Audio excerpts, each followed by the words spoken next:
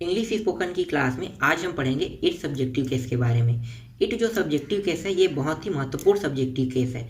तो ये बहुत ही महत्वपूर्ण सब्जेक्टिव केस क्यों है, तो आज के वीडियो में हम ये जानेंगे कि इट जो है वो बहुत ही महत्वपूर्ण सब्जेक्टिव केस क्यों है और इट से हम सेंटेंस कैसे बना सकते हैं और इट का प्रयोग हम कैसे कर सकते हैं, ये आज हम इस वीडियो में सीखेंगे। तो चलो शुरू करते हैं क्लास को।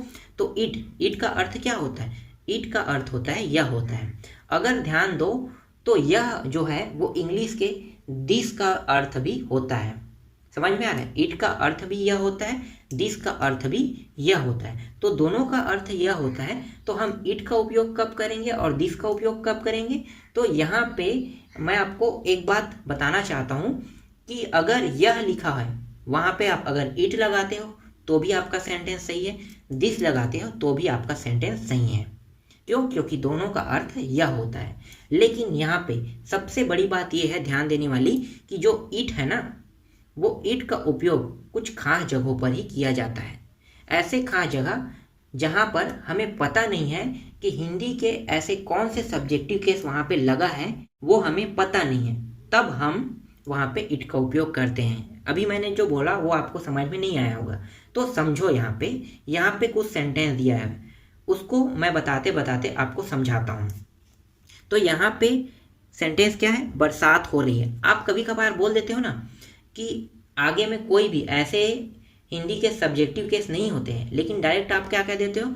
बरसात हो रही है। तो बरसात हो रही है, अगर मैं इसे आपको कहूँगा कि इंग्लिश में बोलो बरसात हो रही है उसको, या इंग्लिश में आप ट्रांसलेट करो, तो आप कैसे ट्रांसलेट करोगे? क्योंकि आपके पास तो कोई सब्जेक्टिव केस नहीं है। आपको पता है कि यहाँ पे वह भी नहीं लिखा है, ना मैं लिखा है, ना तुम लिखा है, समझ में आ रहा है, ना हम लिखा है। तो मैं यहाँ पे इंग्लिश के कौन से सब्जेक्टिव केस का उपयोग करूँ? पता नहीं चल रहा है। तो जब हमें पता नहीं चलता कि हम इंग्लिश के कौन से सब्जेक्टिव केस का उपयोग करें, तब हम वहाँ पे इट का प्रयोग करते हैं। इसीलिए इट को मैंने बहुत ही महत्वपूर्ण सब्जेक्टिव केस यहाँ पे बताया। तो इसीलिए यहाँ पे जब मैंने कहा बरसात हो रही है तो वहाँ पे आ गया इट इज अ रेनिंग। समझ में आया ये टॉपिक? तो सेंटेंस जो है इट लगा के अब हम बनाते हैं। तो देखो यहाँ पे कोशिश कर रहा है यहाँ पे है। तो अगर कोशिश कर रहा है तो यहाँ पे सेंटेंस क्या बनेगा? इट इज अ ट्राइंग बनेगा। फिर यहाँ पे देखो खोज रहा है, तो खोज रहा है, इससे अगर हम सेंटेंस बनाते हैं तो क्या बनेगा? It is a searching. जा रहा है, अगर इससे हम सेंटेंस बनाते हैं तो क्या सेंटेंस बनेगा? इट इज अ गोइंग बनेगा। बोल रहा है, इससे अगर हम सेंटेंस बनाते हैं तो क्या सेंटेंस बनेगा? इट इज अ स्पीकिंग बनेगा। इसी तरह से देखो यहाँ पे काम कर रहा है, अगर इससे हम सेंटेंस बनाएंगे तो क्या बनेगा? इट इज अ वर्किंग बनेगा। पूछ रहा है, कह रहा है, तो इससे अगर हम सेंटेंस बनाते हैं तो क्या सेंटेंस बनेगा? इट इज अ आस्किंग बनेगा। फिर देखो यहाँ पे लिख रहा है, कह रहा है, तो इससे अगर हम सेंटेंस बनाते हैं तो क्या सेंटेंस बनेगा? इट इज अ राइटिंग बनेगा। प्रतिबंध लगा रहा है, अगर इससे हम सेंटेंस बनाना चाहते हैं ये इंग्लिश में तो क्या बनेगा? इट इज अ बैनिंग बनेगा। आनंद ले रहा है, अगर इसको हम इंग्लिश में ट्रांसलेट करते हैं, इससे सेंटेंस बनाते हैं तो क्या बनेगा? इट इज अ इंजॉइंग बनेगा। उपयोग कर रहा है यहाँ पे लिखा है, अगर हम इससे सेंटेंस बनाएंगे तो क्या बनेगा? इट इज अ यूजिंग बनेगा। और यहाँ पर देखो, यहाँ पर कहीं पे भी मैं, हम, आप, तुम, वह का प्रयोग नहीं हुआ है। तो ऐसे स्थानों पर जब हम इंग्लिश में ट्रांसलेट करेंगे जहाँ पे मैं, आप, तुम, हम, वह का उपयोग नहीं होता है, वहाँ पर हम इट का उपयोग करेंगे। जब हम ट्रांसलेट करेंगे तो क्या करेंगे? वहाँ पे इट का उपयोग करेंगे। समझ में आ रहा है? इसीलिए मैंने यहाँ पे पूरे में इट का उपयोग किया हूँ। और जितने भी मैं आपको सेंटेंस बता रहा हूँ ये सारे के सारे सेंटेंस आपको प्रैक्टिस करना है, ये प्रैक्टिस सेंटेंस है।